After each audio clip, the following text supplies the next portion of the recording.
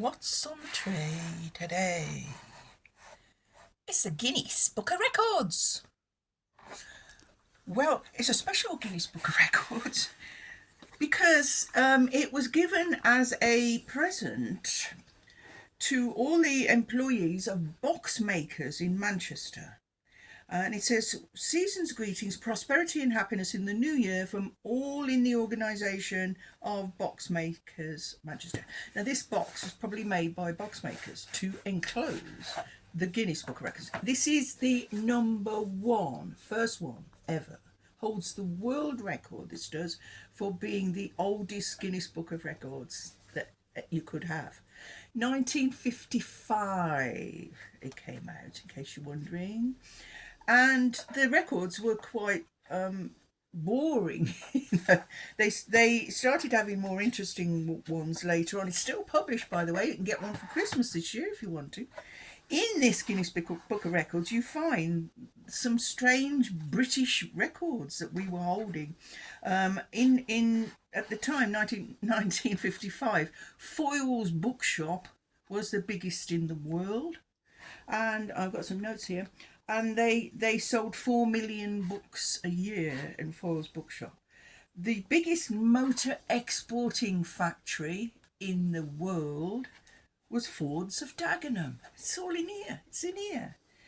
35,000 employees they had. A lot of people all out of work now. The largest tea shops in the country, the largest restaurateurs in the country at the time were J. Lyons tea shops, and there were in fact 250 of them all over the country. They've all gone, they've gone, so it's not relevant anymore. The records change obviously as things change. I don't know if any of you remember Record Breakers on telly with Roy Castle and Ross and Norris McWhirter. Do you remember them? One died, didn't he? And which one? They were twins, so you couldn't really tell which one had died. And Ross and Norris McWhirter were possibly the two most boring people who ever appeared on British television. But forgive me, that might not be a world record.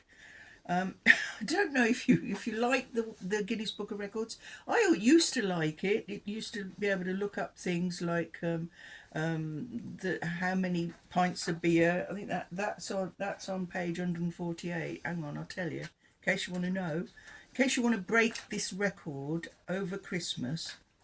It's probably been broken now. The most pints of beer drunk in the shortest time. I'm going to find it in a minute. I will.